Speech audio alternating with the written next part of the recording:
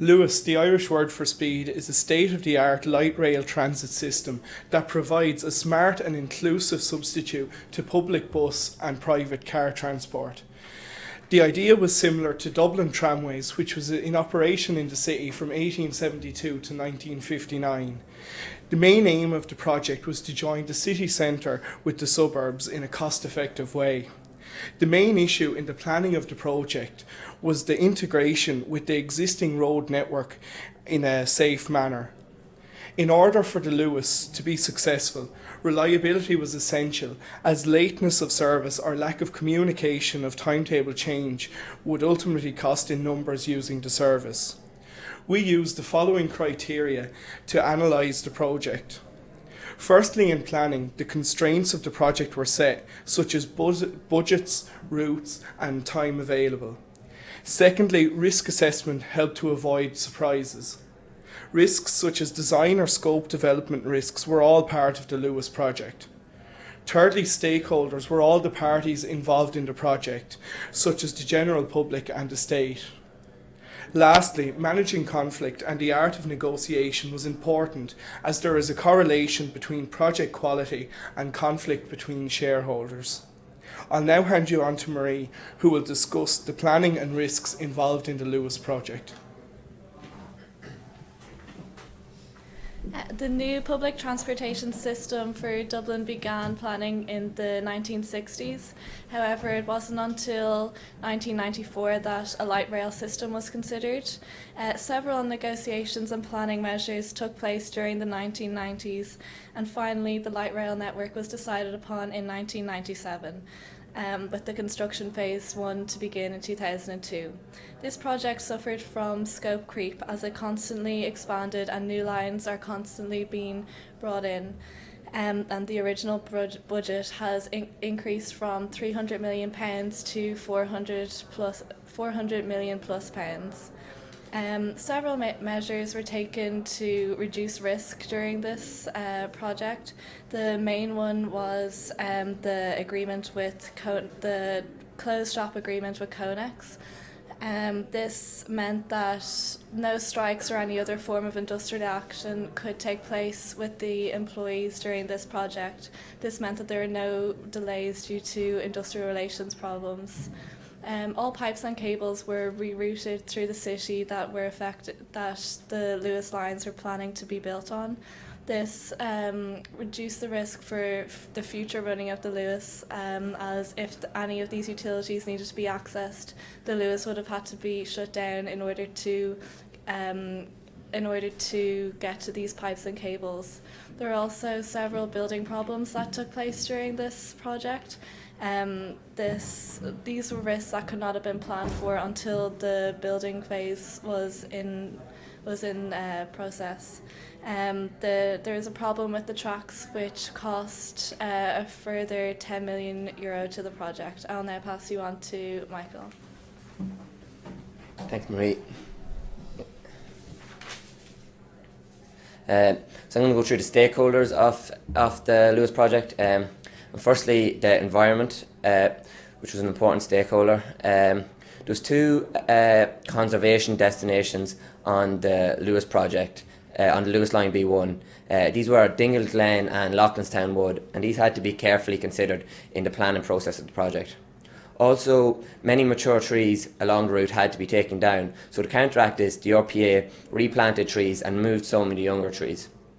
The public was another key stakeholder, and consultation with the public started from the outset of the project through newsletters being delivered to each resident along both Luas lines, roundtable meetings, public meetings, and an open day held in Leary with informed RPA staff on hand to answer any queries that residents may have had.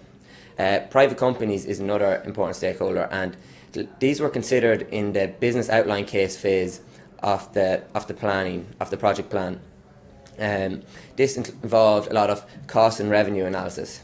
In particular, Veolia Transdev was an important company as they won the tender to operate the Luas. JCD Decau is another private company, as they take care of all advertisers, and they provide advertisers with feedback on demographic trends. Managing conflict and the art of negotiation was another important part of the Luas project. Scope change conflict was a major issue. An example of this is when both Luas lines were originally planned to be built to the same standard, but the Green Line got promoted to a metro standard. It is very much, the Luas project is very much a reclining chair project with many different bodies involved in the project, and these bodies often with different interests and different goals. So partnering conflict became a key issue. So negotiation then, with so many different bodies, negotiation becomes an important skill. And we see an example of this of Michael Sheedy, who was the project manager. He had strong negotiation skills. Example of this is when he negotiated with A&B joint ventures when a design flaw was outlined, and he negotiated for A&B joint ventures to correct that flaw and the cost being at their cost. I'll now hand over to Kev. Thank you, Mick. So I'm now going to take you through the successes of the Luas project. We've basically identified three main successes of the Luas project: the number of passengers it carries daily, its reliability, and the profit it made in its first year. Okay, so one of the main goals of the Luas was to relieve traffic problems in the city centre and integrate the suburbs to the city centre with an effective means of public transport. Viola claim on the Luas website that up to 80,000 people a day use the Luas. This is one clear indicator of the success of the Luas project. Another success of the Luas is its reliability. A main complaint of many citizens living in the Dublin area is with Dublin Bus and other general bus services, which many people regard as late and ineffective and unreliable. According to a performance report by the RPA for the first quarter of 2012, they said that the Luas was 99.73% effective on average between the green and red Luas lines. During peak times, a Luas will come between every 5 to 8 minutes. The last indicator of the Luas' success is its profit in its first year in operation. Ignoring the fact that it was over budget during construction, it was expected to run a deficit of €2.5 million in its first year of operation. However, according to the RPA annual report in 2004, the Luas ran a profit of €662,000 in its first year. Another strong indicator of the success of the project. And I'm going to pass you over to Alan, who will take you through some of the weaknesses of the Luas project. Thank you, Kevin. So although a lot of people agreed that the Luas was a success, there were several weaknesses to the whole project. The first was the timing. Originally, the two lines were proposed to be open in late 2003. However, the two of these were considerably late. The Green Line ended opening in June 2004, while the Red Line didn't open until September 2004. Now, this is very costly for the government, as they had to pay workers more, but it also caused a lot of disruption for people living in the areas where the construction took place. The budget was also another major weakness. A lot of people predict that it was possibly 2.5 times over the original predicted budget. Originally, when it was first given as an idea in '96, it was predicted to be £250 million, which is about €320 million.